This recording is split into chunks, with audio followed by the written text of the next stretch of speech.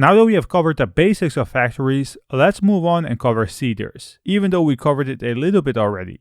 Once again, a seeder is used to persist real data into the database. We have already created our post seeder, so let's navigate to PHP and open it. And honestly, there are tons of different methods on how you could persist data inside your database.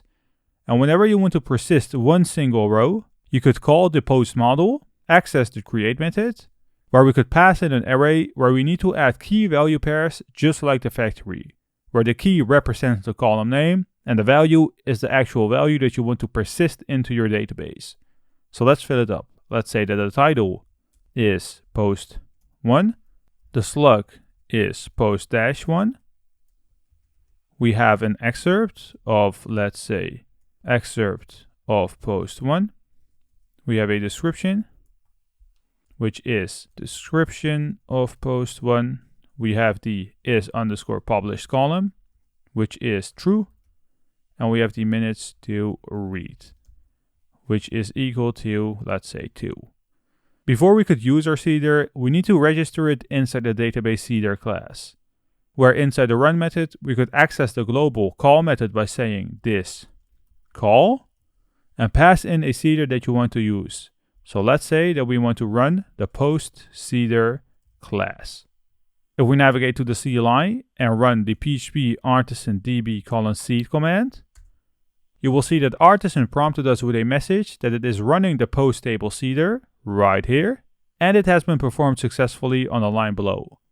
If we navigate back to PHP and open our post table that I keep closing, you will see that we persisted one new row that we added inside our post seeder. Let's select all rows and delete it for a moment. Alright, open our post seeder again. And this works fine when you have one single row that you want to add inside your database. There is a second method which is convenient as well, so let's refactor it a little bit. Right above our creation, let's define a new variable named post, and let's set it equal to, well, we could define an array, but come on, we're working with Laravel, so let's define a collection through the collect method.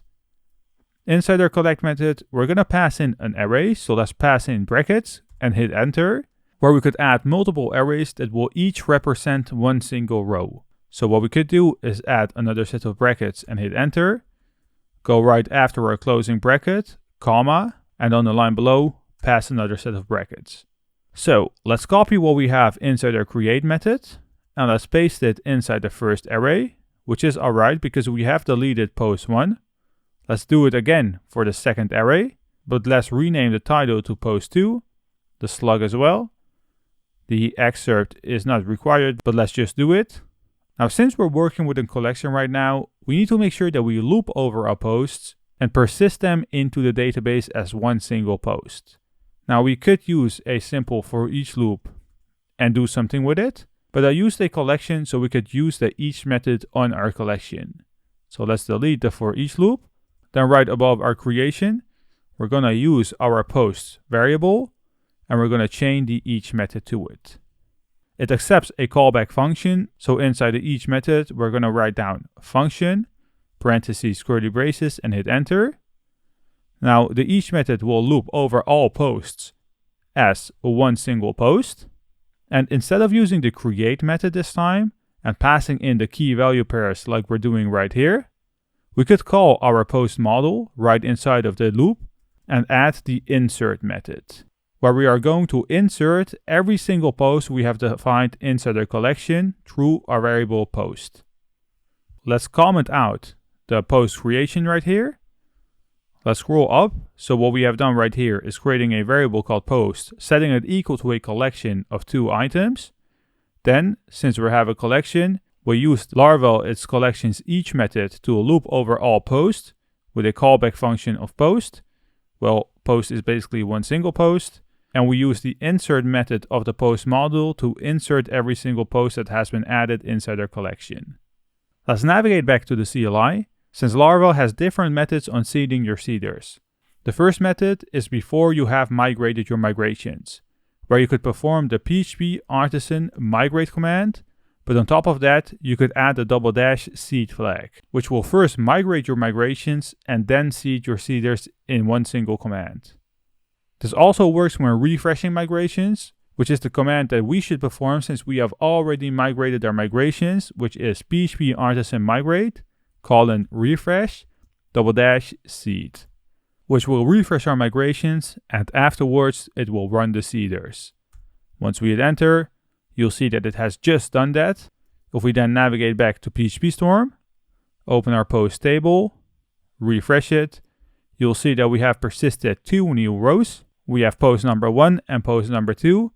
Now the downside of using the insert method is that it will not add the created add and update method by default. So let's open our post seeder for a moment and let's remove the post insert. Let's uncomment the post creation and let's paste it inside our each method. Then instead of adding the statics values right here, we could say post. Through our post object, brackets, and we want to grab the title. Same thing needs to happen for the slug, so post slug, excerpt as well.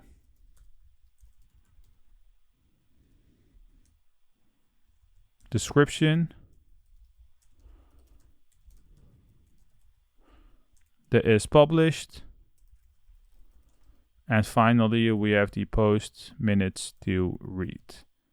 If we then navigate back to iterm and hit the arrow up to run the php artisan refresh seed command, you'll see that it has run the migrations and seeded the seeder. If we then navigate back to PHPStorm, post table, and refresh it, you will see that the created _add and the updated _add columns have been inserted as well.